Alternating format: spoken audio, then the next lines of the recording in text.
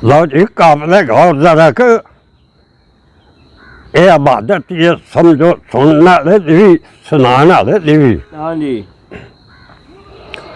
मेरे आका नबुव्वत दा जदों ऐलान जा कीता वाह ते नारा हक परस्ती दा सारे मैदान जा कीता। वाह जी वाह भई सट बुत परस्तां नूं ओए सब जान दे दुश्मन मिजाहां करन काफर बन के शाह सुल्तान दे दुश्मन। वाह वडेरी उम्र दी मक्के दे विच इक काफरा माई बड़ी औत 69 सी ओदे घर औलाद ना कोई ओ बूहों बाहर बैठी सी असवाब घर दा बन के सारा उत्तों तशरीफ लै आया नबी अल्लाह दा प्यारा। अल्लाह। सोने ने पूछया माई क्यों बूहों बाहर बैठी है हथ धर मथे उत्ते क्यों हैरान बैठी है। वाह ना वाकफ सी ओ सूरत पाक तो बेबाक हो बोली जी। की दसा बोल के तेनू सदके जावा मैं बोली। सुभान अल्लाह।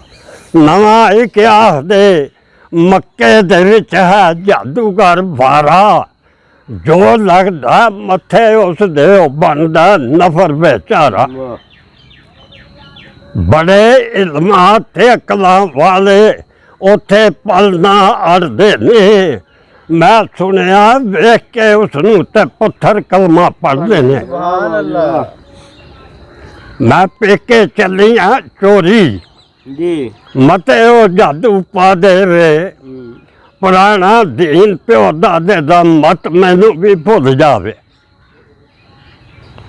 मैं रोमां राह दे विच बैठी कोई अपनाण वाला नहीं नहीं ते भतीजा धी पुत्र मेरा कोई पंचान वाला नहीं।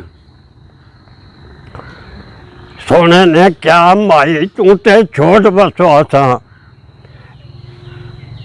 तेरी गठड़ी मैं तोड़ पड़ासा ऐवा जे अमल मैं भाई बड़े खुश हो कमाना हाँ जिदी कोई चुकने वाला ही नहीं ओदी भंड मैं ही चाहना हाँ। सुभान अल्लाह मेरे आका ने उस माई दी गठड़ी हंस के सच आई शुक्र है मैं जादू तो बचियां बड़ी खुश हो गई माई की जाने पा लिया जादू नराली शान वाले ने चलाई तेग पर्दे विच ओ गठड़ी चान वाले ने। सुभान अल्लाह मेरे आका ने उस माई नूं माई दे शहर पहुँचाया जदों के लैके रुखसदां सोना फिर पिछा नूं दाया तदों वो कहन लगी माई ये मत देन लगी है। अच्छा तदों वो कहन लगी माई बच्चा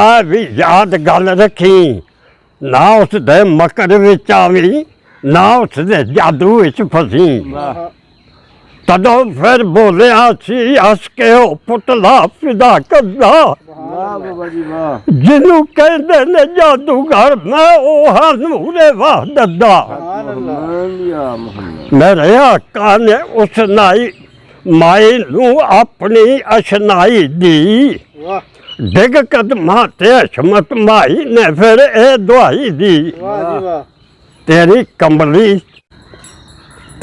कमली के दामन की ठंडी हवा दिल जले गुनाहगारां दे कम आ गई। वाह जी वाह तेरी नजरे करम या नबी मुस्तफा बन के बख्शिश हजारों के काम आ गई। सुभान अल्लाह जी बुजुर्गो